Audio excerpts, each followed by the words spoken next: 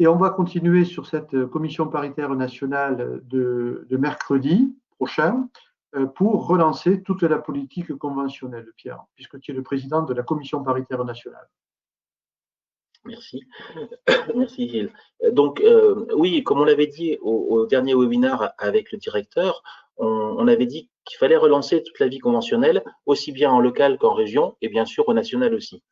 Et donc, à la prochaine commission paritaire de la semaine prochaine, il faut qu'on aborde différents points qui ont déjà été abordés un petit peu ici. C'est premièrement l'avenant générique pour cette année, qui n'est aujourd'hui toujours pas signé, ce qui veut dire pas d'avenant, ce qui veut dire pas de ROSP. Donc, il faut absolument qu'on signe cet avenant de façon à ce que l'an prochain, nous touchions une ROSP. Le directeur s'y est engagé et, a priori, dans les mêmes conditions que ce qu'on avait envie de cette année, c'était son plan de base. Donc, oui, on doit re-signer cet accord générique. D'autre part, il faut absolument qu'on termine l'accompagnement des patients sous chimiothérapie orale anticancéreuse. Ce nouveau bilan, cet nouvel accompagnement que nous désirons voir naître bien très bientôt, et ça a été à la suite d'une longue négociation, et maintenant on est au bout. Donc il faut vraiment qu'on aille au bout de ça et qu'on la signe de façon à pouvoir le développer et le développer très vite pour que ces patients puissent bénéficier d'un accompagnement positif et vraiment de qualité par le pharmacien, de façon à ce qu'il n'ait pas de perte de chance dans son traitement et dans son suivi de traitement. Vous avez vu qu'il y a quelques jours est sorti l'avenant 20 de la Convention qui porte sur la dispensation adaptée. Cette première intervention pharmaceutique rémunérée qui va permettre aux pharmaciens de topper la non-délivrance de certains médicaments à posologie variable et qui va permettre également de montrer, d'être une fois de plus dans le bon usage. C'est ce qu'on a voulu faire à l'USPO, c'est quitter, c'est ce que disait Renaud tout à l'heure, le camp du commerce pour rentrer dans le camp du professionnel de santé. Et pour nous, pharmaciens, ce bon usage est quelque chose de fondamental dans notre métier. On le faisait, maintenant on va pouvoir le topper. Alors le pharmacien qui le faisait avant, il continuera de le faire, il topera et il sera rémunéré pour ça. Celui qui ne le ferait pas ne perdra rien. Ça n'est que du gagnant. Et d'autre part, l'assurance maladie va pouvoir rémunérer le pharmacien sur l'économie qu'elle va faire, elle, en redonnant une partie de cette économie au pharmacien. Donc la dispensation adaptée, ça a deux buts.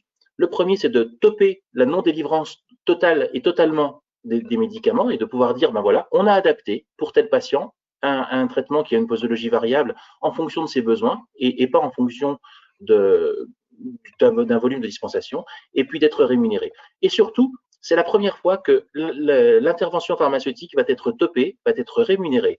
Et là aussi, comptez sur nous pour que ce soit le point de départ d'une longue liste. On y travaille et il faut vraiment que le pharmacien soit rémunéré pour ces interventions qu'il est amené à faire.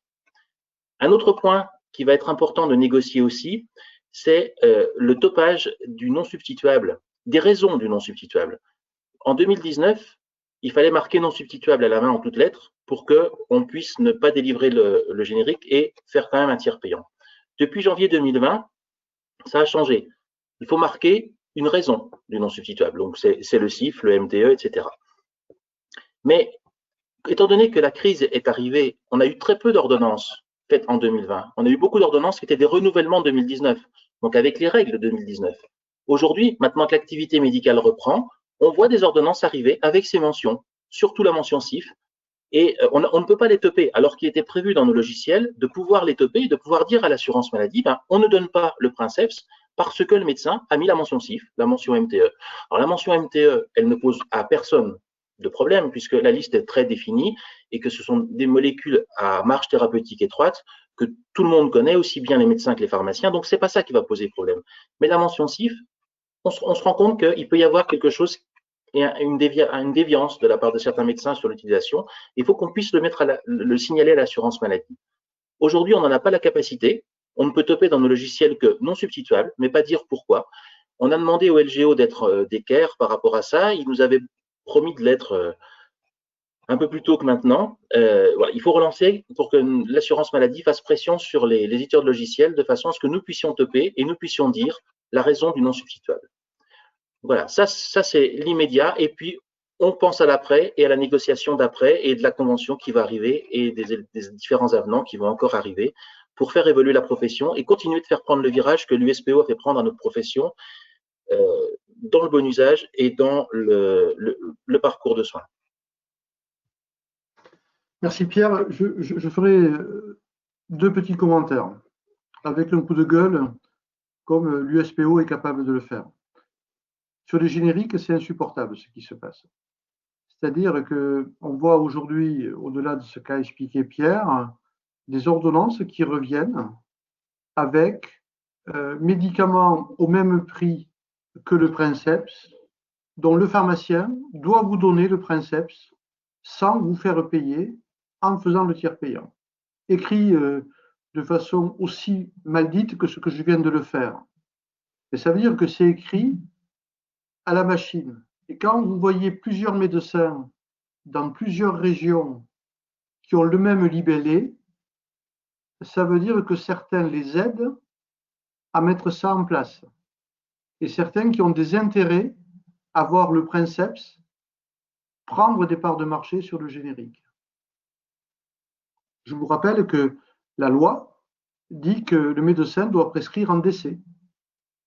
Ça veut dire qu'on arrête le droit des marques. On arrête de revenir sur la marque. Quand on revient sur la marque, on revient pas à l'avant-Covid. On vient dans la période du quaternaire ou du tertiaire, c'est-à-dire quand il y a encore c'est la période fossile. Donc, le médecin, il prescrit une intention thérapeutique. Il prescrit une molécule. Il ne fait pas du marketing. Qu'est-ce que c'est cette histoire? Comment des gens peuvent encore réinciter les médecins à represcrire à la marque et à l'écrire noir sur blanc sur l'ordonnance? Qu'est-ce que c'est cette façon de travailler? Donc, on est loin de la coordination et on revoit que certains laboratoires reprennent les vieux réflexes en disant « il faut que je maîtrise le stylo du médecin », avec toutes les dérives que l'on a connues pendant des années et qui n'ont pas conduit au bon usage, loin de là. Donc ça, il faut que ça s'arrête et qu'on fasse respecter les règles. Et la règle, c'est la prescription en décès et que les libellés qui sont sur les ordonnances doivent être des libellés pour assurer l'observance des traitements et pas perturber le patient.